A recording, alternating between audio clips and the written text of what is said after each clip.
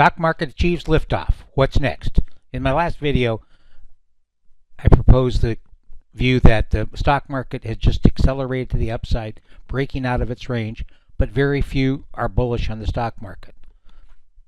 Lots of arguments about a top, overvalued, all the wall of worry, as they say, is why stocks should go down, but not many people are saying it should go up.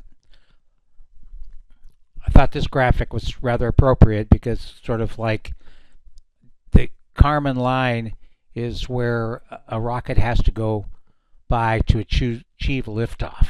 About 100 kilometers, 62 miles up, then you get into orbit, and you can see that the space station, etc., and auroras are quite a bit higher than that.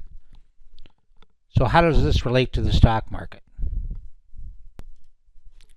As always, we start out with a weekly chart. So this is the SPY. You know, last week you can see it closed above this month-long trading range, and it added another 1% this week. You know, the Stark band is closed at 663, so the Stark band equivalent's around 682. You know, with the yearly R2 resistance at 693 plus. You know, good support down in here. You can see at 622, and you know, a volume picked up last week, which is a good sign. You know, you'd rather have it see accelerating volume into the new highs than declining. You can see this prior to the breakout, we had sort of a lower declining volume trend. If you don't watch the volume, you should.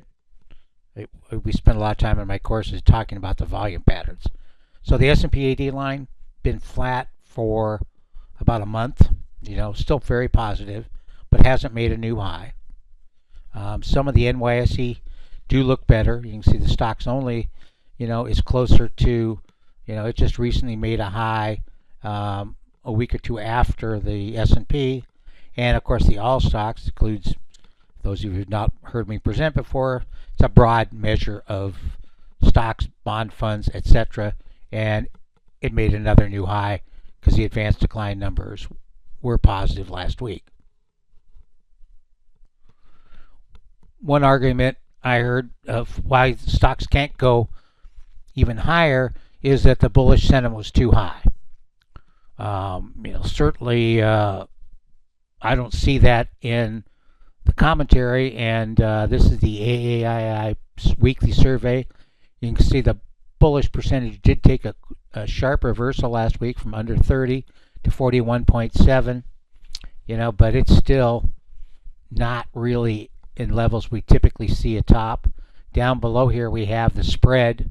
So we went from minus 20%, that means there were 20% more bears than bulls, to minus 8.3, which means there are about the same number of bulls and bears. So that hasn't gotten that danger zone. If it gets up in the 25, I'd be more concerned. I have also been sharing my view that the rally and growth had continued. We had this setback here. You know, technically you can look at just a retest of the breakout. Remember, when this is rising, growth's outperforming value. When it's falling, as it was in 22 when the tech stocks were dropping, value's leading. So you can see it made a new high last week. MACDs have gotten a little more positive. You know, that the MACD line is turned up, and the histogram is below its highs but turned up higher. You know, we could get, you know, a divergence down the road. The weekly outlook for the Qs, another strong close, you know, up over 2%. The AD line is turned up, so that's looking pretty good. It could, with another strong week, it could break out and possibly get back to the July highs.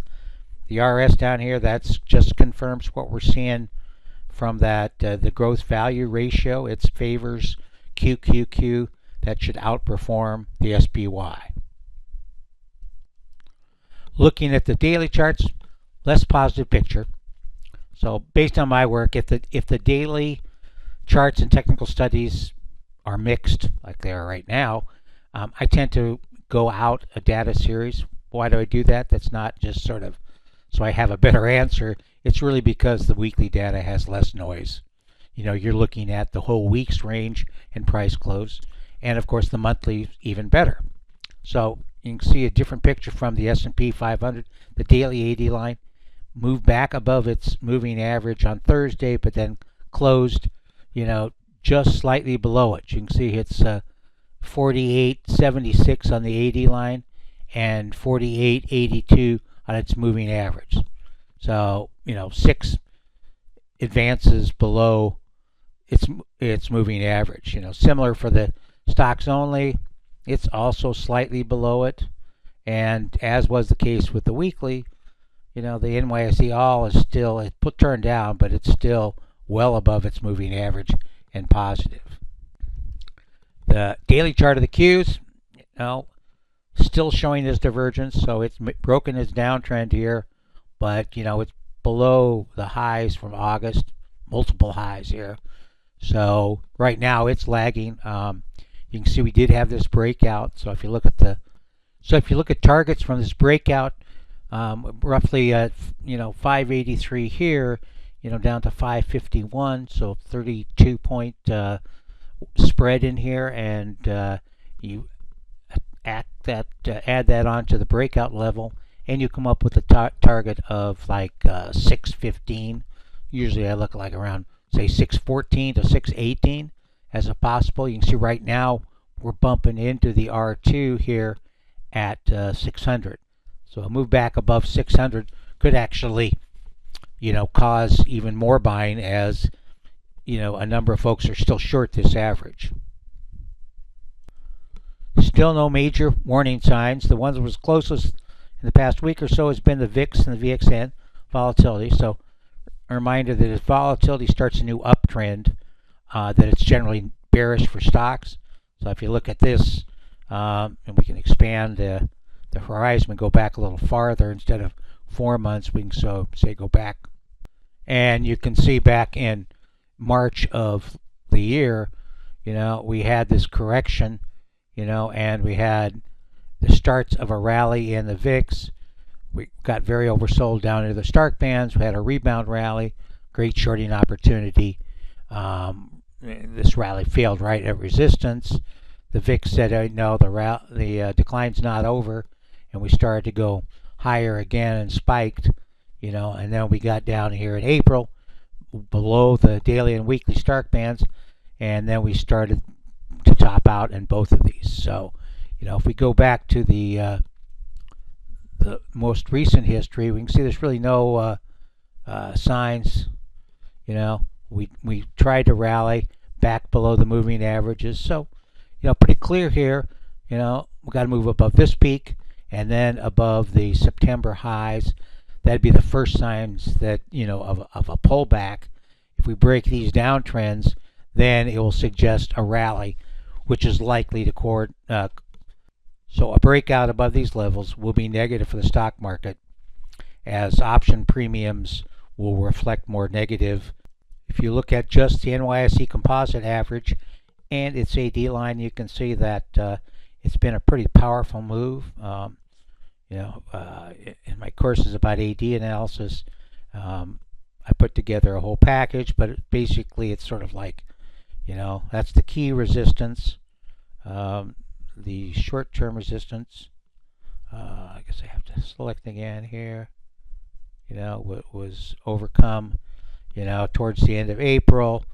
So buy more, and then, we spurted to a new high right in here, and that suggested that these averages, which are right around there, we're going to take out this high. So since then, it's been pretty strong action, clear uptrend. So the major support here, is going to be at the peaks from July, and if we were to break below that, that would be more of a concern of a top, but we don't see that at this stage. New highs, new low analysis still shows big picture. Number of new highs are lagging, so that's bearish from the real longer term. You can see what they were up there. But, really on a short-term basis, we don't see a pickup yet in the number of new lows. That's usually what we see at the start of a correction. So it's still okay. Look at the NASDAQ composite, same sort of picture. Also has a little divergence here, 500, 391 on Friday, but still, we don't see 250 is kind of the level we're watching in the NASDAQ new lows. And if we get above that, that would be, the first big warning sign. Of course, the SPY is our main vehicle on the upside. You can see we have a number of different positions for, investors. One from a couple of years ago at, long from 406. We're not using a stop on that, so we don't want to just, it's kind of, we see a bear market, start of a bear market, that'll change. And then we also have a position from 556, it's up about 20%. And then, other positions, and of course, XLC is one of our best holdings, and it's showing a nice gain. So we're also in the TQQ, which is the triple leverage Q. So it's that's a position we monitor on a daily basis. Let's move into the market watch. I'm trying to shorten these videos down for both your sake and my sake. After I record this, of course, I have to listen to it at least once again. So if you think I'm leaving out something, let me know. Tom at viperreport.com. I do rely on your feedback. Okay, so we have a chart of the SPXL ETF. We look to a live shot here. You can see this is the futures. We can trade that back to sharp new high 211. We have an existing target up here, at 219. So that's another 10 points, 5% from the upside there for that. Studies here are positive. Let's look at the ETF report for the week. 89.3% above their quarterly pivots. Only one new weekly buy signal in cloud, and negative for both IHI and the Vanguard Consumer. Negative DTS for home builders and healthcare. Still a growth-dominated move higher. Value is holding up okay, but not quite. And as mentioned here, the XLP is on the weekly pivot. So what happened in terms of the sectors last week? Well, there were some changes.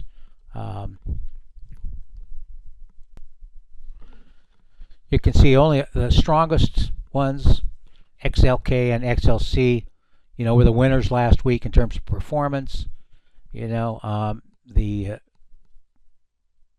internal strength of its components, 75% of XLE is above their quarterly pivots.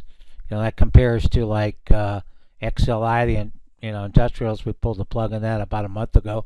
Looks to be a pretty good deal. We were at 50 and we dropped to 33. Still positive XLY, but not as strong as I'd like to see. 72% XLF, 41.7. It's been clawing its way back, and we'll look at the charts here later. And then you have XLC, 63.6. Utilities quite weak, So XLK was up 3%, for the week. IWF, that's the Russell 1000 growth, was up, and XLC did well. All three of those outperformed the S&P, while the weakest ones, XLRE and XLP, were down 1%. And on a 3-month basis, some of you look at that longer term, XLC is up 15.7, and not far behind are XLK and XLY. So you can see 3 DTS we mentioned, home construction, and Palantir, which is a holding in our stock service again. We've had some good fortune with that, but it's a wild position, not for the faint of heart. Looking at the RS, which is one of the things, see the technology does appear to have completed its correction.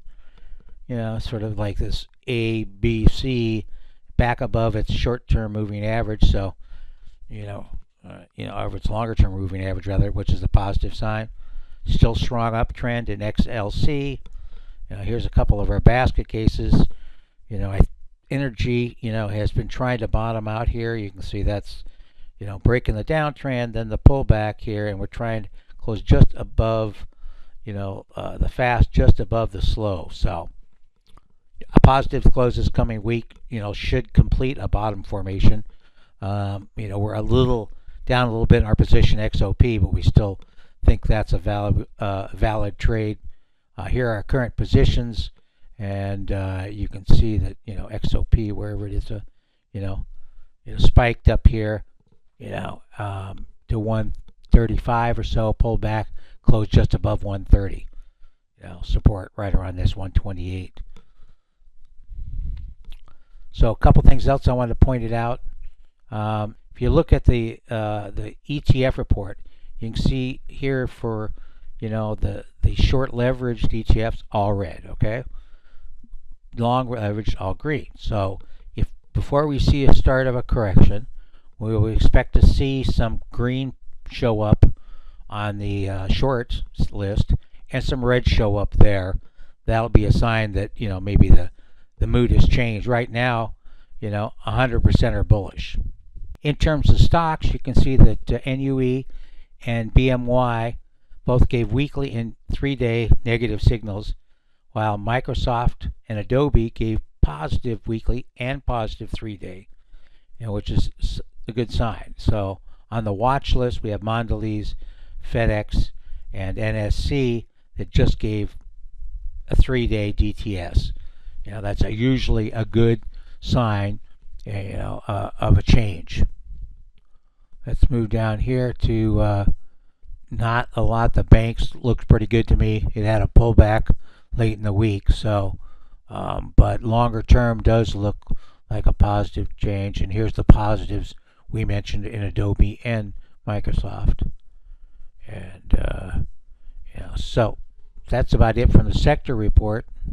This is one of the really nice charts set up by Jerry A and his team. You can see we've hit the clouds, hit this resistance level. So this is sort of the daily buy window. So typically you could see a drop back into that area, like you did here, back on the buyback in here on a daily basis before you start to move higher. You can see that the 20 period DMA is moving up, and it also gives you some suggested stop levels. If you look at a full screen that we also use in picking stocks, etc., you have multiple time frames. This is a weekly chart, showing the new weekly buy here, and then this is a daily chart, going back over the past 3 months. Gives you a whole different perspective. Support, resistance, volume indicators. Jerry is developing a new volume indicator that looks quite exciting. So that's all I have this week. Hopefully you'll think about signing up for either the Viper ETF or the Hot Stocks Report if you're not already a subscriber. And if you'd like to learn more about technical analysis, I think if you check back with what I was saying in April and May, or even in February about the market, and now, I think some of the tools and methods that I use really do work. And I'll be taking a couple more students on before Thanksgiving. So if you want to get on that list, email me at tom@viperreport.com. Thank you.